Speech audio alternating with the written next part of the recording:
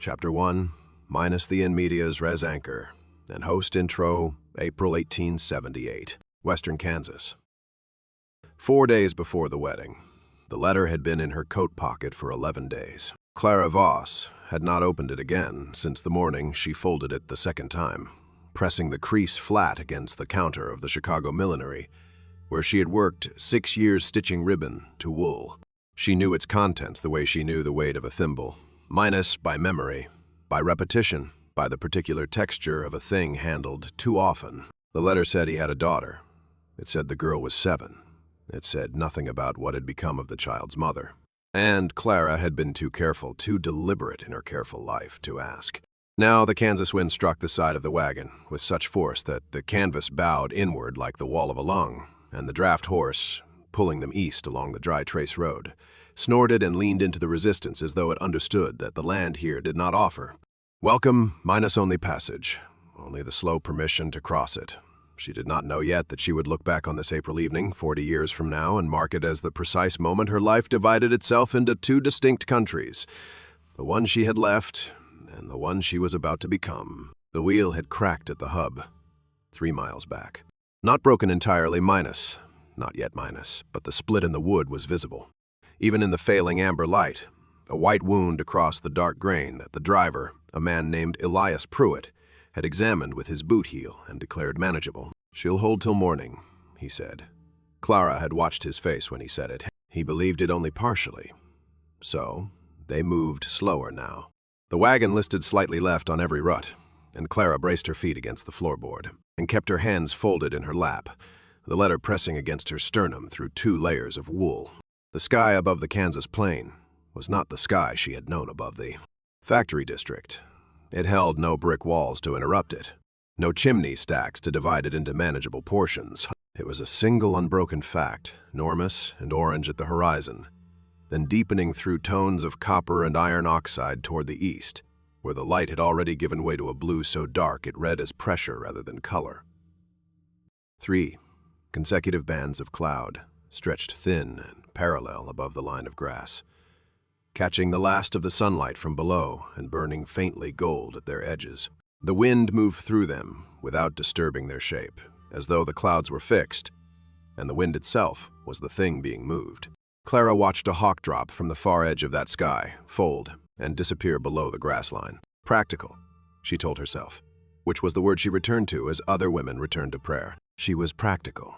That was the sum of her qualifications for this journey. I am your host.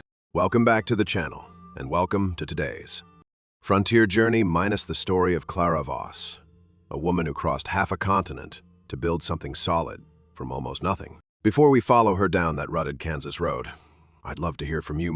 Take just a moment to drop a comment below and tell me, what time is it where you are listening from? And from which corner of the world are you joining us today? And if these frontier stories have kept you company on a long commute or a quiet evening, don't forget to like and subscribe so we can keep bringing these lost histories home to you. The trace road bent north around a dry creek bed, and Elias Pruitt said nothing, and the horse said nothing, and the Kansas plain said nothing in its particular way, minus which was not the silence of absence, but the silence of a great quantity of wind passing over a great quantity of grass, producing a sound so constant and foundational that the human ear eventually ceased to register it as sound at all, and began to receive it instead. As the simple fact of being here, Clara's hand moved. Once, to the pocket of her coat. She did not open the letter. She watched the last copper light dissolve from the western edge of the sky and thought about the word daughter, and what weight it carried, and what she intended to do with it. Chapter 2 minus the urban exhaustion architecture. Chicago, Illinois. March 1872. 6 years before the crossing. The factory windows faced a brick wall. Clara Voss had counted the bricks on her first morning at Henderson, and Lowell millinery supply minus not from boredom, not from anxiety, but because she was the kind of woman who needed to know the exact dimensions of the place she occupied. There were 41 courses of brick between the sill and the roofline of the building, opposite. The mortar between the lower courses had begun to crack and bow outward from water damage. And on mornings after heavy rain, a thin green moss crept across the lowest tier in a band, no wider than her thumb. That was the view. That was what 6 years of mornings looked like from the second-floor cutting table. She had come to Chicago from Decatur at 17, following her brother Matthias, who had secured a position with a grain broker on South Water Street, and who had written home that there was work enough in the city for two. He was right. There was work. What his letter had not specified was that the work would cost her the better portion of every waking hour and return to her, in exchange, wages that covered rent, coal, bread, and minus, when the week ran well, minus a single practical expenditure beyond those necessities. Her earnings at Henderson and Lowell came to $4.30 per week in the early years, rising to $5.80 by 1876 after Mrs. Lowell noted that Clara's hand stitching on the grosgrain borders was cleaner and faster than any of the other girls on the floor. $5.80, minus $1.50 for the room she rented in a building on Polk Street that smelled of boiled cabbage and coal dust in equal measure. The remainder went to food, thread, the occasional replacement of worn boot soles, and the small tin box she kept beneath the floorboard under her bed, into which she deposited 40 cents every Friday without fail. By March of 1878, that tin box held $31.20. It was not a fortune. It was not intended to be. It was a fact, minus solid, and earned minus, and she handled it with the same precision she gave to every other material in her life. Matthias had married in 1874 and moved his young wife into the Polk Street room, which meant Clara moved out and found a narrower room 2 streets north, above a harness repair shop, where the smell of leather and linseed oil replaced the cabbage and the walls were thinner by half. She did not complain about this arrangement. She had been the eldest of 5 children in a household, where complaint was understood as a form of waste and the habit of silence. Under difficulty had settled into her character so completely that she no longer recognized it as discipline. It simply was. She rose each morning at 5:30. She heated water on the single burner stove. She dressed in one of 3 practical wool skirts minus charcoal, slate, and a deep brown, the color of river mud, minus, and walked 11 blocks to Henderson and Lowell, arriving before the floor supervisor and departing after most of the other women had already gone home. The work itself was not unpleasant. She was good at it, and there is a particular quiet satisfaction in doing a difficult thing well and being paid for it. She could set a grosgrain ribbon to a bonnet crown in under 4 minutes. She could produce a French knot in half the time the newer girls required. Her seams lay flat. Her measurements did not require checking twice. But the windows faced the brick wall, and the brick wall did not change, and the 41 courses of crumbling mortar offered nothing that could be called a horizon. It was in January of 1878 that she first saw the notice in the Chicago Daily Tribune. Tucked between an advertisement for patent medicine and a shipping schedule for the Illinois Central, it was 7 lines of plain type. A farmer in Hayes County, Kansas, sought a woman of steady character and practical disposition for the purposes of companionship and household management. References required. Correspondence welcomed. She read it twice. Then she cut it out with her sewing scissors and placed it inside the cover of the small notebook she carried in her coat pocket. She did not respond immediately. She was not a woman who acted on the first reading of anything, but she read it a 3rd time that evening, by the harness shop lamplight, and she did not put it down until she had read it 4 times more. Chapter 3, minus the logistical pivot, and arrival march to April 1878, Illinois Central Railway to Abilene. Then west by wagon. She wrote 3 drafts of the response letter before. She committed ink to the final page. The first draft she burned in the harness shop stove on a Tuesday evening because it contained the phrase, "I believe I am suited," and she distrusted any sentence that began with belief rather than evidence. The second draft she folded and unfolded so many times across 4 days that the paper softened along the crease lines and began to separate. She burned that one too. The third draft was 9 sentences long. It stated her age minus 23 minus her occupation, her years of employment at Henderson and Lowell, her weekly earnings, her savings to the exact figure, her experience managing a household of 5 siblings between the ages of 7 and 14 following her mother's illness in 1869, and her general disposition toward practical arrangements over romantic ones. She signed it, Clara Voss, and posted it on a Thursday morning before she could read it a fifth time. His reply arrived in 18 days. It was 6 sentences. It confirmed the arrangement. She gave her notice at Henderson and Lowell on a Monday. Mrs. Lowell looked at her for a long moment over the cutting table and said nothing that required an answer. Clara worked out the remaining 2 weeks without reduction in effort or quality, collected her final wages of $5.80, retrieved the tin box from beneath the floorboard, and purchased a single train ticket on the Illinois Central southbound connection to the Kansas Pacific line at a cost of $4.15.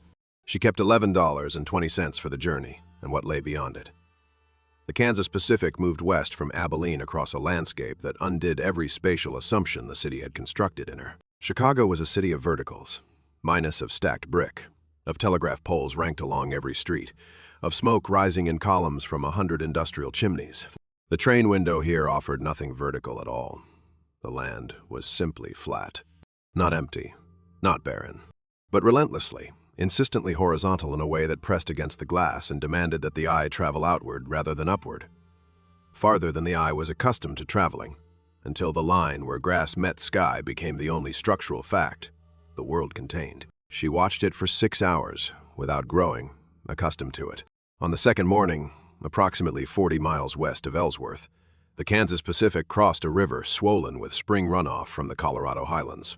The bridge timbers shuddered under the weight of the train, and the brown water below moved with a visible muscular urgency, minus not rushing, exactly, but purposeful, pressing against the bridge pilings with a steady, indifferent force that made the iron trestles groan at their joints.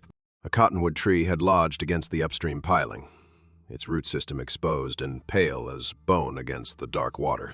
Clara watched it until the bridge crossing was complete, and the solid ground resumed beneath the wheels. The river stayed in her mind for the remainder of the afternoon. The train arrived at the Hayes County platform at 20 minutes past 3 in the afternoon on the 9th of April. Clara stepped down onto the boards with her single trunk, a canvas traveling bag, and the coat with the letter still folded in its pocket. The platform was 12 boards wide and offered no shade. The wind arrived before anything else. It came from the northwest across an unbroken corridor of bluest eam grass, and struck her with the full, unmediated weight of a landscape that had nothing in its path to slow it minus no buildings. No tree lines, no hills of consequence. It pressed her skirt flat against her legs and lifted the loose edge of her collar, and carried with it the smell of cold soil and dry grass and something faintly mineral. Like riverstone after the water has receded, she stood with her hand on her trunk and looked west. The sky above the Kansas plain at that hour was a color for which the millinery trade had no name, minus not blue, not white, not the pale gray of overcast mornings, but a vast, luminous, scoured clarity that seemed less like a color than like the condition of having no ceiling at all. It went on above her in every direction she turned, enormous and evenly lit and entirely indifferent to her arrival. A wagon stood at the far end of the platform. A man stood beside it, hat in hand, watching her. A small girl stood beside the man, her hand wrapped around 2 of his fingers, watching her also. Clara picked up her traveling bag. She walked the length of the platform boards, each footstep a flat, deliberate sound against the dry wood. And she did not look away from the child's face. Chapter 4, minus the system of domestic labor, April to June 1878. The Alderman homestead, Hayes County, Kansas. His name was Robert Alderman. He had said, perhaps, 40 words to her across the 3-day period between her arrival at the platform and the quiet civil ceremony, performed by the county clerk in a room that smelled of pine resin and old ledger paper. The words he had spoken were useful ones, minus directions, measurements, practical assessments of what the homestead required, what it currently lacked. He did not apologize for the sparseness of the house. She did not expect him to. The house was a soddy, partly minus the original structure cut from the prairie earth itself. The walls 2 feet thick and cool, even in the April warmth. The roof supported by a single ridgepole of cottonwood that Robert had hauled 40 miles from the creek bottom 3 years prior. A frame addition of milled lumber had been attached to the east wall the previous autumn, still raw and pale, the boards not yet weathered to gray. The floor of the original room was packed earth, swept clean. The floor of the addition was planked pine, still fragrant. Clara walked its dimensions the first morning. 14 feet by 18 in the original room. 11 by 14 in the SAB. Addition. A root cellar beneath a hatch in the addition floor, accessed by 8 steep steps, holding a winter's remainder of potatoes, dried beans, 2 crocks of salted pork, and a crate of canned tomatoes with a handwritten inventory list tacked to the interior wall in small, even script. She read the inventory list twice. The handwriting was a woman's. She did not ask about it. The child's name was Nora. She was 7 years old and small for it, with her father's dark coloring and a watchful quality in her eyes that Clara recognized immediately, minus the particular alertness of a child who had learned to read rooms before entering them, who had grown accustomed to assessing the emotional weather of the adults around her before committing to any expression of her own. Nora did not speak to Clara directly for the first 4 days. She observed. She did this from doorways, from the far end of the table, from the corner of the yard where a gray cat of indeterminate age spent its mornings in, the long grass. Clara did not press her. She understood the instinct precisely. The work of the homestead organized itself quickly into a system, and Clara was a woman built for system. She rose at 5, before Robert, and had the stove burning and water heating before the light had fully established itself across the eastern grass. She cataloged the kitchen stores on the second day, cross-referencing against the root cellar list, and identified 3 gaps in the household's provisions that could be addressed on the next supply run to town. She wrote these in a small notebook in 2 columns. Minus needed, and preferred minus, and left it on the table where Robert would see it without her having to present it. He read it that evening. He added 2 items in the margin in his own hand. She noted that his handwriting was different from the woman's on the root cellar list, minus larger, more deliberate. The letters slightly uneven, as though he had learned to write later than most or under difficult conditions. She said nothing about this observation to anyone. By the second week, they had established a working rhythm without negotiating one. He handled the fence line, the livestock, the machinery. She handled the interior stores, the cooking, the mending. The middle ground minus the kitchen garden, the cataloging of farm records, the organization of the seed inventory for the spring planting minus they worked side by side without commentary, each attending to a different section of the same task. It was during the seed cataloging on a Tuesday afternoon in late April that Nora first came to stand beside Clara without being positioned there by her father. She stood at Clara's left elbow and watched her sort the paper envelopes by crop type and date. She did not ask to help. She simply stood, close enough that Clara could feel the warmth of the child's arm against her own. Clara moved the bean envelopes to the left side of the table and left a clear space on the right. She placed 3 unmarked envelopes in that space and continued sorting without comment. After a long moment, Nora's small hands reached forward and picked up the first envelope. "Squash," the child said quietly, reading the faint pencil marking on the back. "Squash," Clara confirmed, made room. Chapter 5, minus the truth crisis and stoic confrontation, July 1878. The Alderman homestead, Hayes County, Kansas. The letter surfaced on a Wednesday.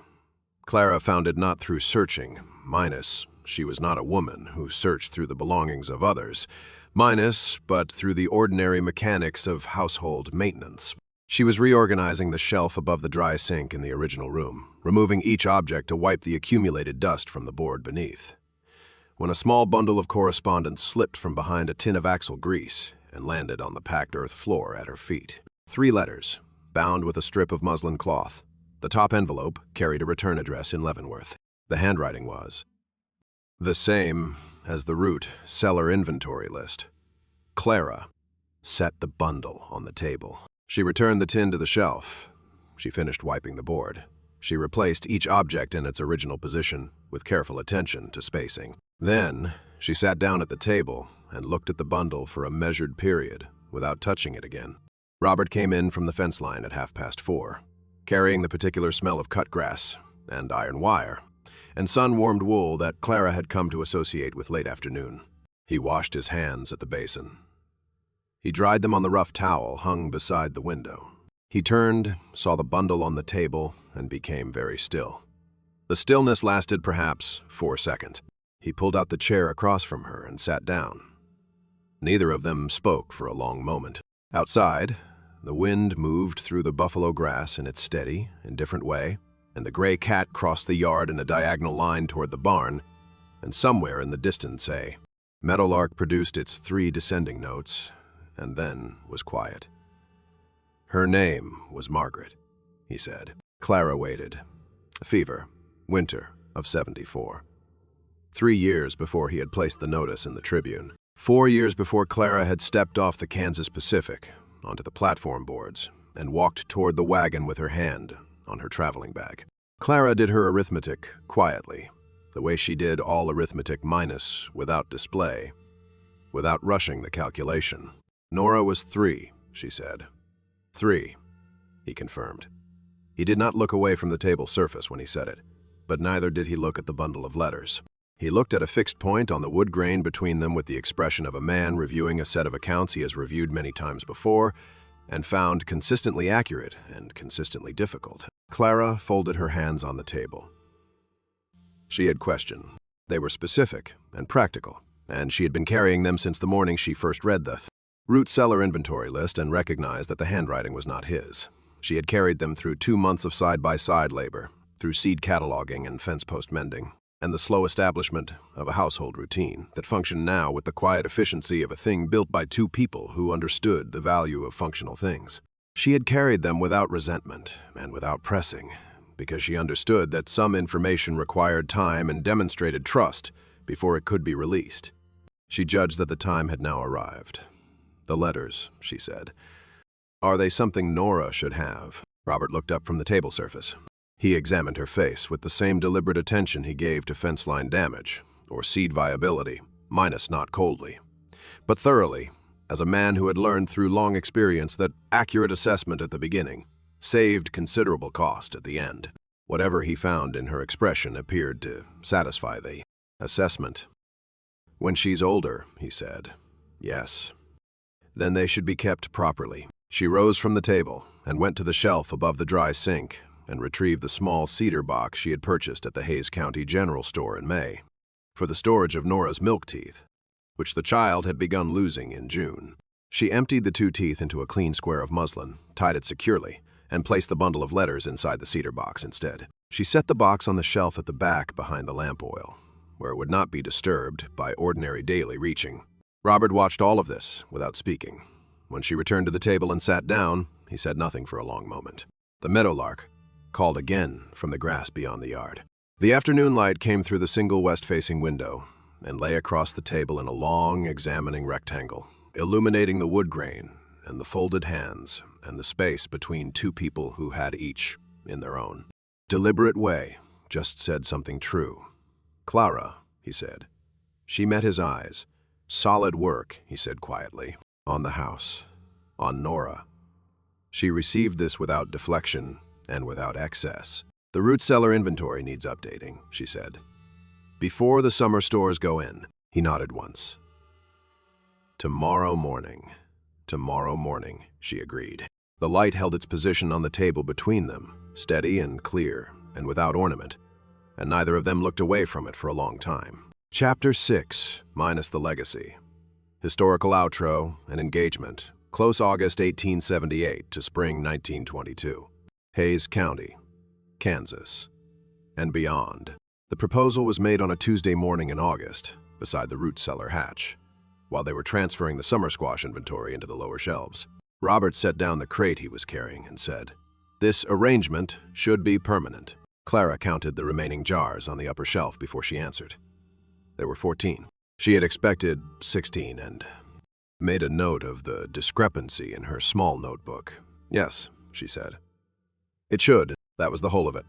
The county clerk recorded the formal registration of their union on the 14th of August, 1878, in the same pine-scented room where the first ceremony had been performed 4 months prior. Nora stood between them, in a dress.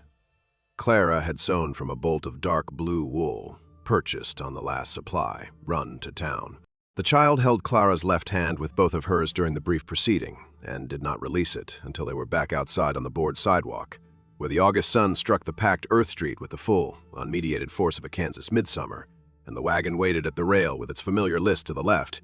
The cracked hub, long since repaired with a fitted iron sleeve that Robert had fabricated himself. At the Hayes County blacksmith's forge, the wheel held. It had held for 44 years after that morning. The homestead expanded in the deliberate, incremental way of structures, built by people who understood that permanence required patience. A second frame addition went up in the autumn of 1880, milled lumber this time, properly seasoned. The walls insulated with a layer of newspaper and sawdust packed between the interior and exterior boards. Robert ran a fence line north to the creek bottom in 1883 and increased the cattle operation to a size that required a hired hand from April through October. Clara established a kitchen garden of 3/4 of an acre by 1885, supplying produce to 2 neighboring homesteads under a standing exchange arrangement that required no money and no contract beyond the consistent reliability of both parties. Nora Alderman attended the Hayes County Schoolhouse from 1879 through 1888. She demonstrated from her earliest years the same methodical precision with written language that Clara had applied to seat envelopes and inventory lists, and her teachers noted it in the formal records with consistent admiration. She completed a teaching certificate at the Kansas State Normal School in Emporia in 1892 and returned to Hayes County to teach primary grades for 11 years before accepting a position as school principal in Salina in 1903, a role she held with distinction for 22 consecutive years. She never spoke of her mother, Margaret, without also speaking of Clara. In her private correspondence, preserved in the Hayes County Historical Society archive, she referred to them together as the 2 women who made the house, which was not a poetic construction, but a practical one, offered in the same plain spirit in which it was true. Robert and Clara Alderman had 2 children of their own minus a son, James, born in 1880, who became a civil engineer and spent 30 years surveying railway corridors across the Central Plains, and a daughter, Ruth, born in 1883, who managed the homestead accounts and later the accounts of 3 neighboring operations, and who was known throughout Hayes County for the absolute accuracy of her figures and the complete absence of drama in her professional manner. Robert Alderman died on the 3rd of March, 1919, at the age of 71, of a cardiac event that occurred without warning on a Tuesday morning while he was inspecting the north fence line. The county physician noted in his record that the man appeared to have continued walking, approximately 40 yards after the event before sitting down in the grass, which those who knew him found entirely consistent with his character. Clara Alderman died on the 17th of April, 1922. At the age of 67, in the frame addition Robert had built in 1880, in the room with the west-facing window, on a morning when the Kansas light came through the glass in the long, clear, examining way it always had, illuminating the cedar box on the shelf behind the lamp oil, and the worn surface of the table, and the 44 years of solid, honest, practical work that had accumulated between those 2 walls, like a thing built to last. Her small notebook, minus the one with the 2 column lists, the seed records, the inventory corrections, the margin notes in 2 different hands minus, was discovered in 1987 by her great-granddaughter, a historian at the University of Kansas, inside the cedar box beneath the bundle of Margaret's letters, tied in the original strip of muslin cloth, entirely intact. The historian read it twice before she spoke. Then she sat down at the table and read it 4 times more.